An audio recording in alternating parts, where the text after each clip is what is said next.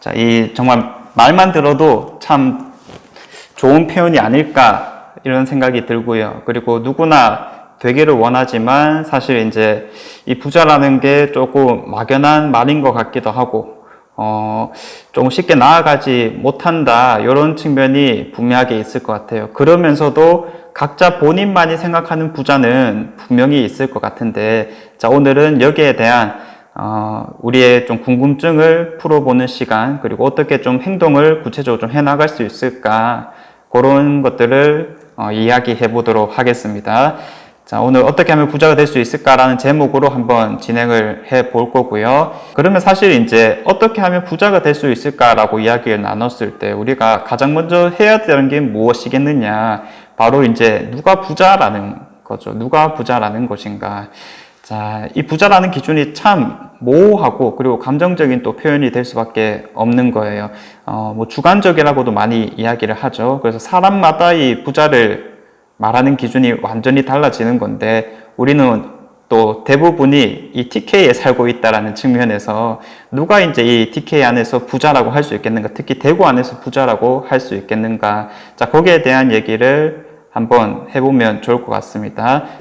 뭔가를 원하고 실행하고자 할 때 망설임 없이 대부분 할 수 있는 사람. 자, 그리고 소멸하지 않는 100억. 현금 흐름이 월에 한 5천만 원 정도씩은 나와야 된다. 노동 소득 없이 생활이 가능한 사람. 이것도 현금 흐름을 잘 창출해 놓는 게 중요하겠다. 그렇게 이제 보는 거죠. 그리고 실제 또 생활에 있어서 아쉬운 소리를 안 하고 사는 사람들.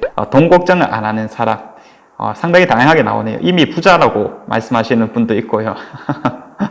자, 은퇴 후에 한 달에 1,000만 원만 더 있으면 될 것 같습니다. 자, 그럼 우리 대구에서라는 기준은 사실 오늘 많이 나오진 않았던 것 같고요. 그냥 이제 큰 개념에서 바라봤던 것 같은데, 우리 예를 들어서 대구라고 한다면은, 요게 이제 최근에 코켓님이 올려놓으신 글이 하나 또 있었죠. 제목이 어떤 거였냐면, TK 부자 338명을 대해부했더니, 평균 자산은 46억 4천만 원이고, 가구 평균의 9배 정도가 되더라. 자, 그래서 여기에 있는 기사 내용들을 쭉 한번 살펴봤는데, 월 소득이 2천만 원 정도 되고요. 그리고 월 평균 지출액이 1,000만 원, 소비를 1,000만 원 정도 한다는 거죠. 자, 그럼 요거 두 개가 있다라고 했었을 때 자동적으로 얼마 정도를 저축하느냐까지 우리가 나오게 되는 건데, 1,000만 원 정도를 저축하게 된다. 자, 이렇게 해석할 수가 있을 것 같습니다. 참고로 이 지출액 중에 가장 큰 부분을 차지하는 게 자녀들의 교육비, 이렇게 이제 적혀 있더라고요. 그리고 자산은 45억 정도를 형성하고 있었습니다. 이것도 이제 우리가 뭐 조금 모호하게 볼 수 있는데, 이제 상위권에 있으신 분들 몇 분 조사하다 보니 그분들의 평균이 한 45억 정도 되더라. 이렇게 이제 결과가 도출되었던 것 같고요. 자, 그리고 이 자산들의 평균 부채가 한 12억 정도 된다고 하더라고요. 자, 그래서 이런 것들 빼주면은 30억, 순자산 30억 이상 소유하고 있으신 분들이 이제 우리 TK에서 흔히 말하는 이제 부자의 기준이 될 수 있을 것이다. 아마도 뭐 서울권이라든지 이런 데는 조금 더 높을 수가 있는 거겠죠. 자, 그래서 이제 구체적으로 우리가 이 부자라고 하는 것은 좀 추상적인 개념이 될 수가 있긴 하지만은, 월 소득이 2천만 원 이상이고 월 평균 지출액이 1,000만 원, 즉 저축액이 한 1,000만 원 정도 나와야 된다. 그리고 자산은 45억 이상 형성을 해야 한다. 자, 이런 기준이 조금 나오게 된 것 같습니다. 자, 그럼 여기서 혹시 부자 있으신가요? 자, 부자는 티를 안 내기 때문에 분명 여기에도 많을 거다라는 생각이 듭니다. 자, 어쨌든 대부분 분들이 여기에 속한 상황이 만약에 아니다라고 한다면은, 우리는 이제 이 목표를 가지고 좀 나아갈 필요성이 있겠구나. 왜냐, 부자가 되기 싫은 사람은 아무도 없을 거니까. 자, 그렇게 이야기를 해줄 수가 있겠습니다. 자, 그래서 이 부자가 되기 위한 노력에는 우리가 어떤 것들을 좀 할 수가 있을까? 자, 그럼 목표는 구체적으로 좀 잡았을 수가 있을 것 같아요. 월소득 2천만 원에 저축은 1,000만 원 정도를 하고, 그리고 자산은 45억 이상을 좀 만들어냈었을 때 내가 남에게도 좀 부자라고 할 수 있는 상황이 되지 않을까? 그런 객관적인 기준이 될 수 있다라는 건데, 우리가 행동을 좀 어떻게 해볼 수 있을까? 자, 지금부터 고민을 조금 해볼 겁니다. 자, 신혼부부에 대한 이야기를 조금 들려드릴까 하거든요. 자, 어떤 내용이냐면, 자, 한 쌍의 행복한 신혼부부가 있습니다. 신혼집 마련을 위해서 이리저리 조언을 얻고 고민하였지만 자금이 사실 충분할 수가 없겠죠. 그래서 이런 측면과, 그리고 지금은 사실 시기가 아주 막 오르거나 그런 시기는 아니기 때문에 25평의 전세를 얻었다라고 하는 겁니다. 자, 25평의 전세를 먼저 얻었고요. 자, 이제는 둘이 되었어요. 우리가 합가를 한다라고 했었을 때 그래도 뭔가 합침으로써 더 많이 지출이 생긴다라기보다는 합침으로써 월소득이 2배 이상으로 늘어나는 효과를 좀 가질 수가 있을 거기 때문에 자산 규모를 좀 빠르게 늘려나갈 수 있지 않을까라는 기대를 할 수 있게 될 것입니다. 일반적이라면. 자, 문제는 집이 좁다는 것이죠. 문제는 현재 신혼집이 사실 아이를 키우고 이게 커가면서 점점 좁아질 수가 있는 상황이기 때문에, 자, 분양을 받아서 원하는 30평대 혹은 40평대 이상의 집을 갖기로 계획을 합니다.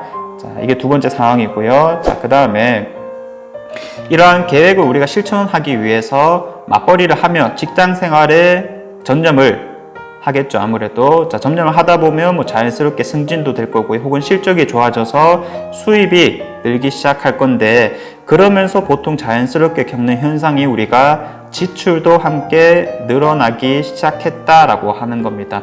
자, 수입이 늘어나면 지출이 늘어나는 자연스러운 상황들이 있겠죠. 예를 들어서 보험료가 당연히 올라갈 거고요. 소득에 대한 소득세도 상승하게 될 겁니다. 자, 그리고 가구용품 이런 것도 또 신혼집에 맞춰서 새로 사야 될 거고, 그리고 지산세를 내기 시작했고, 그리고 우리가 일반적으로 가장 많은 지출을 담당하고 있는 게 아이의 교육비죠. 이런 교육비들이 점점 많이 늘어나게 됐다라는 겁니다. 자, 그렇게 해서 우리가 원하는 아파트는 살 수는 있게 되었어요. 분양은 받게 되었는데, 이게 지출이 확 늘어나다 보니까 이게 정말로 이제 잘 하고 있는 게 맞는가라는 생각이 듭니다. 자, 이러는 와중에 흔히 말하는 이제 한도 초과가 되는 거죠. 자, 어느 날 카드 한도 초과가 발생했는 거예요. 이제까지는 별 생각 없이 우리가 충분히 여유롭게 있던 상황이었었는데 생각보다 빨리 한도 초과가 발생해 버린다라는 겁니다. 자, 어쩔 수 없이 마이너스 통장을 이제 개설한 거예요. 이 신용카드 빚을 좀 갚고 숨통이 트이기 시작하는 겁니다. 자, 아무리 봐도 이대로는 좀 안 될 것 같아서 평소에 잘 아는 이웃이 우리 랑부풀 회원들에게 묻는 겁니다. 자, 물었어요. 자, 어떻게 하면 돈을 더 잘 벌 수 있을까요? 방금과 같은 상황에 일반적인 좀 상황이라고 볼 수가 있는 거겠죠. 이러한 신혼부부분들이 그래도 이제 주변 사람인 여러분들한테 이제 묻는 겁니다. 지금 상황을 좀 타개해 나가기 위해서는 우리가 돈을 좀 더 잘 버는 게 중요할 건데, 자, 여러분들이라면 실제 이런 질문을 받았었을 때 어떤 조언을 좀 해줄 수가 있었을까? 자, 이것도 간단하게 한번 의견을 들어보도록 하겠습니다.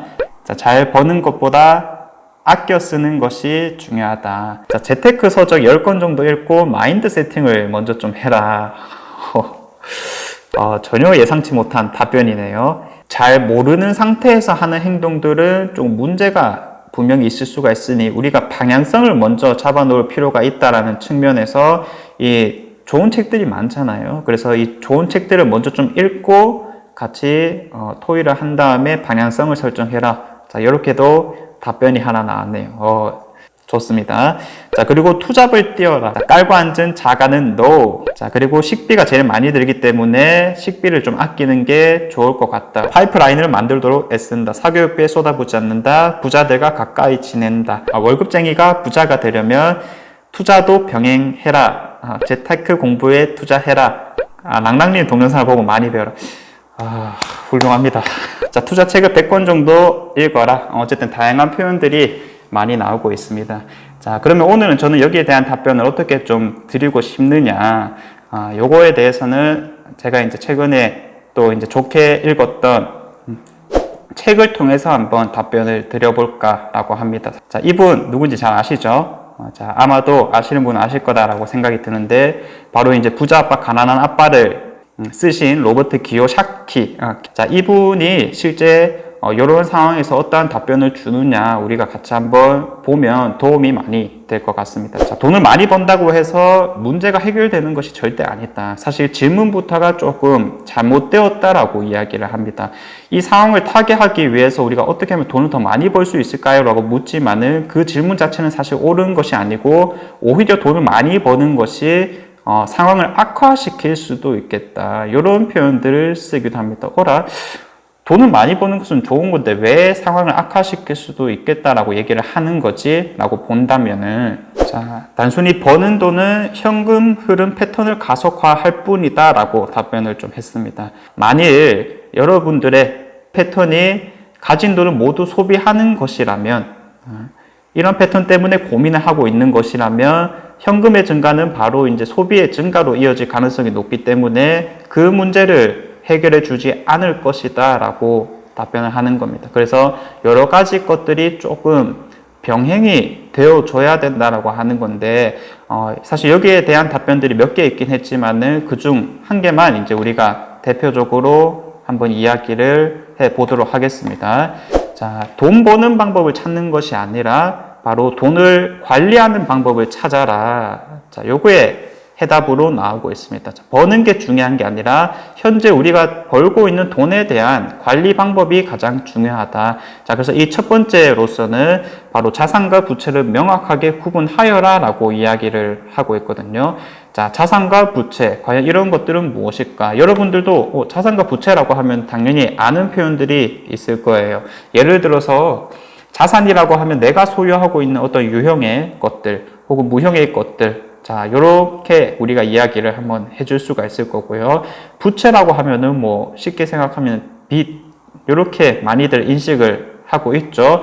자, 어떻게 정의를 좀 하고 있냐면은 바로 자산은 내 지갑에 돈을 넣어주는 것을 보고 자산이라고 이야기를 하고, 부채 같은 경우에는 내 지갑에서 돈을 빼가는 것이라고 정의를 하고 있습니다. 이렇게 하면 우리가 구분을 하기가 조금 더 좋다라고 이야기를 하거든요. 자, 그럼 자산 같은 경우에는 돈을 벌어다 주는 것을 자산이라고 하고, 부채 같은 경우에는 내 돈이 빠져나가는 것을 보고 부채라고 하는 건데, 자, 그렇다면 우리가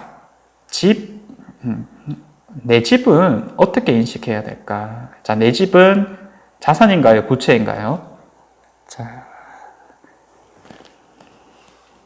자, 내 집은 자산일까? 부채일까? 여기에 대한 정의가 사실 이제 신선한 충격으로 좀 다가왔기 때문에 이 책이 조금 이슈가 많이 되었던 것이죠. 그렇죠. 이 뭔가 느낌으로서 부채라고 해야 될 것 같다. 이 기요사키 이제 저자는 어떻게 했냐면 부채라고 조금 얘기를 했었습니다. 내 집 같은 경우에는 집이 없는 것보다는 있는 게 훨씬 좋지만은 크고 비쌀 필요가 없다. 자, 우선은 이렇게 좀 표현을 했었고요. 자, 그리고 특히나 초기에 이제 다른 투자를 하지 않고 너무 비싼 집을 소유하게 되는 것을 주의하여라. 자, 이 뜻이 뭐였냐면은 내가 정말 우리가 보통 영끌이라고 표현을 하죠. 그래서 이런 영끌만을 통해 가지고 집을 사는 것을 조금 경계해야 된다. 이렇게 말을 해놨습니다. 어떻게 해석해 보면은 엉덩이에 깔고 있지 마라. 이렇게도 해석을 할 수가 있을 것 같은데 조금은 이해가 안 되는 개념일 수도 있을 것 같습니다. 자, 그래서 이런 것들을 이제 차차 풀어 나갈 겁니다. 자, 집은 왜 부채인가? 그렇다면 두 가지 측면에서 이런 것들을 해석하고 있는데, 첫 번째가 기회비용의 측면이었었고요. 두 번째가 경험의 측면이었습니다. 교육의 측면이라고 얘기를 할 수도 있겠죠. 자, 기회비용이라면 우리가 한 가지를 선택하게 되면 한 가지를 좀 놓치게 된다. 근데 그 놓친 게 조금 더 많은 수익을 창출할 수 있다면 우리는 기회비용에 있어서는 좀 실패한 것이다 라고 이야기를 해줄 수가 있을 건데, 자, 투자에 사용할 수 있었던 자본을 이 높은 주담대 원리금을 내느라 있는 돈 일단은 내 집 한 곳에 다 들어가다 보니까 야, 이 다른 곳에 한 개도 못 썼구나라는 측면이 분명하게 있었고요. 그리고 두 번째 같은 경우에는 집에 많은 돈을 넣기 때문에 다른 투자할 수 없다라는 거. 아까 기회비용의 측면에서 비슷했었죠. 자, 그로 인해서 투자 경험 자체를 못 쌓는 것을 보고 이거는 실패다라고 이야기를 하는 겁니다. 자, 그래서 현명한 투자자가 되는 것을 우리가 목표로 해야 되는 건데 이 현명한 투자자가 되기 위해서는 아무래도 경험이 가장 중요할 수밖에 없는 부분이겠죠. 요거는. 자, 그래서 이제 만약에 여러분들이 더 큰 집을 사고 싶다라고 한다면은 먼저 이 현금 흐름을 생성할 수 있는 자산을 구입하고 주택 비용으로 써라라고 이야기를 하고 있습니다. 이런 것들을 이제 우리가 여러 가지 뭐 점프 한다라고 표현하죠. 이런 데 활용해라라고 이야기를 하는 겁니다. 자, 그런데 요거를 사실 우리가 있는 그대로만 받아들이는 것은 좀 잘못되었다라고 보는 거고요. 이거를 우리 상황에 맞게 해석을 해서 우리가 적용시켜 나가는 게 가장 중요할 것이다 라고 말씀을 드릴 수가 있겠습니다. 자, 그래서 해석을 좀 해보도록 하겠습니다. 자, 표현 속에 숨겨진 가장 기본적인 상식은 어떤 것이냐. 자, 세 가지 정도로 제가 한번 정리를 해봤는데, 첫 번째, 일단 내 집은 필요하다.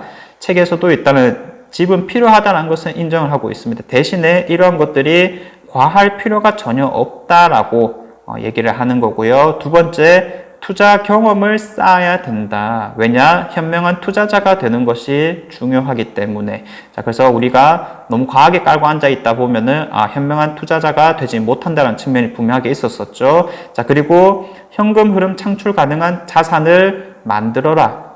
현금 흐름 창출 가능한 자산. 자산이라고 하는 것은 기본적으로 우리가 해석하기를 나에게 내 지갑에 돈을 쌓게 해주는 역할을 하는 거다 보니까 이게 바로 현금 흐름이라고 얘기를 해줄 수가 있겠죠. 그래서 다른 자산에 투자를 하기 위해서는 이런 현금 흐름을 만들어 둘 필요가 있다라고 이야기를 합니다. 여기까지만 들었을 때는 사실 너무나도 당연한 부분이고 그래 뭐 늘 하는 말이지라고 생각을 해줄 수가 있을 건데 해석을 했다라고 한다면 우리가 적용을 시켜봐야 되겠죠. 자, 대구 부동산을 기준으로 어떻게 하면 적용을 좀 시켜 나갈 수가 있을까 같이 한번 이야기를 나눠보도록 하겠습니다. 자, 첫 번째, 자, 제가 나름대로 해석을 좀 한 거거든요. 자, 어떻게 하면 좀 적용을 시켜볼 수 있을까라고 생각을 했었을 때, 자, 제일 비싼 아파트가 중요한 게 아니다. 그래서 충분히 좋은 아파트를 여러분들이 선택할 필요성이 있다라고 말씀을 드립니다. 자, 충분히 좋은 아파트를 선택해야 된다. 내 집은 필요하기 때문에. 자, 그럼 대구에서라면 충분히 좋은 아파트 어떤 것들이 될 수 있을까요?